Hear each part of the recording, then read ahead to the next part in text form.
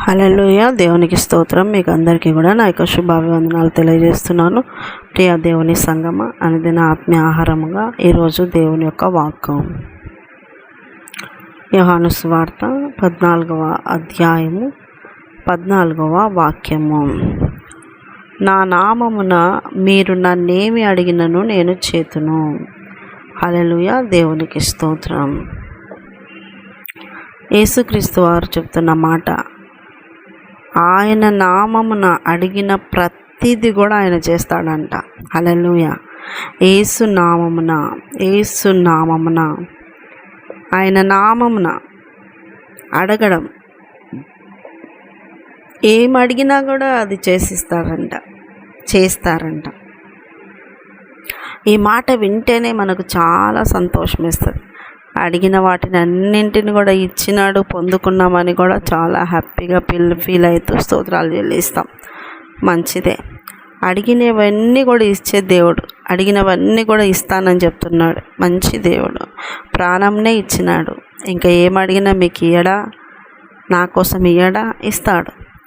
అయితే అడిగేది ఏం అడుగుతున్నావు చూడండి.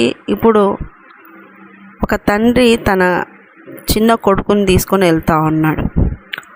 ఒక 3 years లోపల ఉన్న కొడుకుని వెళ్తూ ఉన్నాడు, లేదంటే 4 years అనుకున్నా కూడా తీసుకొని వెళ్తే ఆ చిన్న బాబు వాళ్ళ నాన్నని ఏమడుగుతాడు అంటే, ఆ చిన్న వయసులో ఆ పిల్లవాడికి కావాల్సింది ఆడుకునే బొమ్మ, చాక్లెట్స్, ఐస్ క్రీమ్స్, బిస్కెట్సే. ఈ చిన్న బాబు అవి అడిగితే తండ్రి ఖచ్చితంగా వాటిని ఇస్తాడు. హల్లెలూయా. తండ్రికి వాటిని అడిగిన వెంటనే చాక్లెట్లు, అడగకపోయినా బిస్కెట్లు, చాక్లెట్లు కొని ఇస్తారు. కానీ ఆ దాంట్లోనే వెరైటీస్ అడిగినా కూడా తండ్రి కొనిస్తాడు. అయితే అదే ఆ తండ్రికి ఒక యవ్వన వయసు ఉన్న కొడుకున్నాడు, యవ్వనస్తురాలైన కూతురు ఉంది అంటే వాళ్ళు ఏమడుగుతారు? ఒక 20 years ఉన్న కూతురు కొడుకుంటే ఏమడుగుతారు? వాళ్ళు చాక్లెట్ అడగరు, బిస్కెట్ అడగరు, వాళ్ళు ఐస్ క్రీమ్ అడగరు. వాళ్ళు అడుగుతారు ఏంటి అంటే ఒక విలువైనటువంటివి, వాళ్ళకి విలువైనటువంటివి ఏంటివి? విలువ సెల్ ఫోన్స్, ల్యాప్టాప్స్, ఇంకా వెహికల్స్, కార్, ఇలాగా ఒక వాళ్ళ స్థాయికి తగినట్టుగా, వాళ్ళ వయసుకి తగినట్టుగా వాళ్ళు అడుగుతారు. ఆత్మీయ స్థితిలో కూడా అడిగేదాన్ని బట్టించి కూడా మీ ఆత్మీయ స్థితి కనుక్కోవచ్చు. మీరు తండ్రిని యేసునామంలో మీరు ఏం అడుగుతున్నారో మీరు అడిగేదాన్ని బట్టించి కూడా మీ ఆత్మీయ స్థితిని గెస్ చేయొచ్చు. మీ ఆత్మీయ స్థితి చిన్న పసిబాబు వయసు కలిగినటువంటి విధంగా ఉందా, మెచ్యూర్ అయినటువంటి యవ్వన దశలో ఉన్నటువంటి వయసులో ఉండి అడిగే విధానం ఉందా అనేది తెలుసుకోవచ్చు.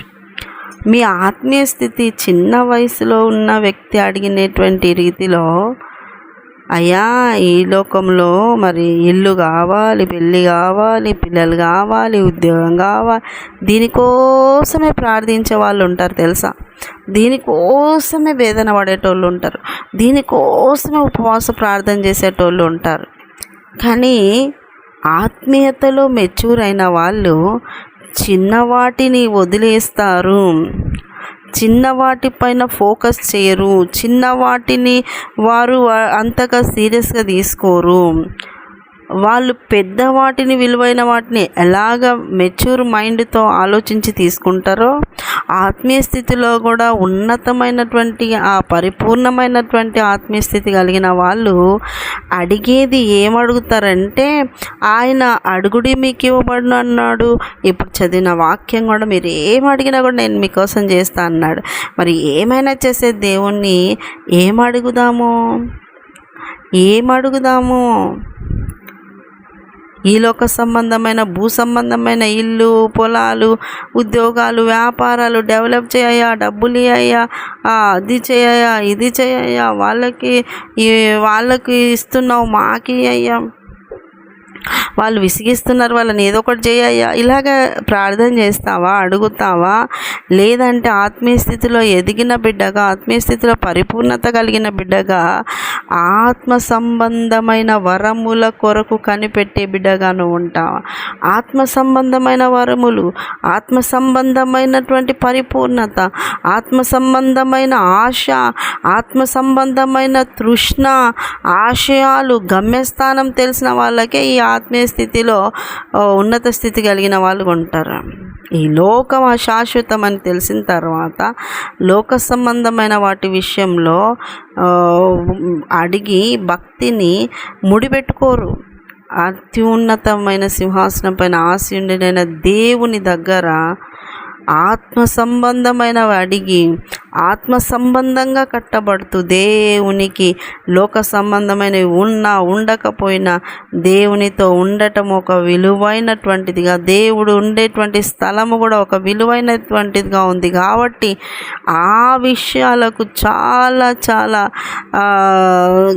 దేవుని దగ్గర వేడుకోవాలి, అడగాలి. అడుగుతూ ఇస్తా అన్నాడు. నువ్వు అడుగు ప్రతి వాటిని నా నామమున మీరు నన్నేం అడిగినా ఇస్తా అన్నాడు. ఏం అడిగినా ఇస్తా అంట ఆయన నామమున. కానీ నువ్వు అడగాల్సినటువంటిదే నువ్వు ఆలోచించుకోవాలి. ఏం అడిగి నువ్వు పొందుకొని సాక్షిగా ఈ లోకంలో బతకాలనుకుంటున్నావు? ఇల్లు ఇచ్చినాడండి, అడిగిన వెంటనే ఆయన నామమున పలికినానండి, అడిగినానండి, ఇల్లు ఇచ్చేసినాడండి, దేవుని స్తోత్రం. అంతవరకేనా నీ ఆత్మీయ స్థితి? ఆ సాక్ష్యము? పిల్లల్ని అడిగినాడండి, ఇచ్చినాడండి, ఇస్తాడు.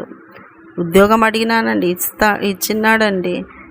తర్వాత వివాహం ఇచ్చినాడండి. వ్యాపారం వృద్ధి కావాలనుకున్నా ఇచ్చినాడండి. పొలం బాగా వండాలనుకున్నాను, అడిగాను, యేసయ్యని, ఇచ్చినాడండి.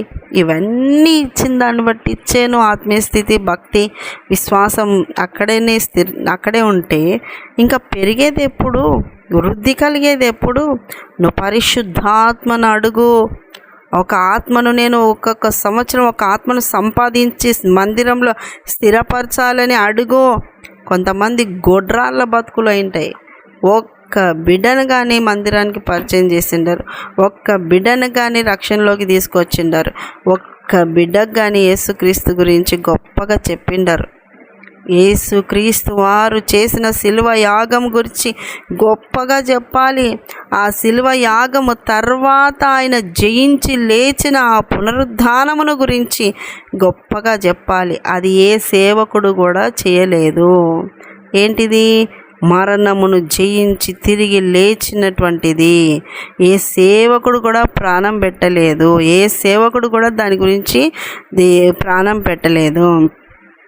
పాపుల కొరకు ప్రాణం పెట్టింది యేసుక్రీస్తు వారు మాత్రమే. పాపుల కొరకు ప్రాణం పెట్టి తిరిగి లేచింది కూడా యేసుక్రీస్తు వారు మాత్రమే. ఇంకా ఏ సేవకుడు కూడా మీకోసం రక్తం కార్చలేదు, ప్రాణం పెట్టలేదు. కనుక మీరు గొప్పగా చెప్పుకోవాల్సింది, గొప్పగా చెప్పాల్సింది మనం అందరం కూడా యేసయ్య గురించే, యేసయ్య మరణం గురించి, యేసయ్య పునరుద్ధానం గురించే మనం గొప్పగా చెప్పుకోవాలి. సేవకుల గురించి గొప్పగా కాదు, నీ గురించి గొప్పగా కాదు. ఏదో ఒక చిన్న ప్రార్థన చేసి స్వస్థత అయితే అసలు ఊరూరా అబ్బా నా ప్రార్థన వల్ల అని తెలియజేసుకుంటూ అంటారు. ఆ సేవకుడు గద్దించి ఒక దయ్యాన్ని వెళ్ళగొడితే ఓ పెద్ద కెమెరా తీసి వీడియో తీసి దాన్ని మొత్తము అంతా పంపించేసుకుంటారు. ఇలా నీకు మహిమ వచ్చేది ఏదున్నా ఆ మహిమను నువ్వు పొందుకోకుండా ప్రభువుకు సమర్పించేటువంటి ఆత్మీయ స్థితి ఎదుగుదలను కలిగి బ్రతకాలి. దేవుని సంగమా, నన్నేం అడిగినా చేస్తానన్న దేవుణ్ణి చిన్న లోక సంబంధమైన భూ సంబంధమైన అడిగి ఎందుకు వేస్ట్ చేసుకుంటావు? ఆయనతో ఉన్నటువంటి ఆ అనుబంధం, ఆయన దగ్గర ఉండే ఆ అనుబంధానికి నువ్వు అడగాల్సినవి ఆత్మ సంబంధమైనవి అడిగితే ఎంత విలువ కదా. అవి పరలోక సంబంధమైనవి కాబట్టి, పరలోక సంబంధమైన స్థిరమైనవి కాబట్టి అడుగు.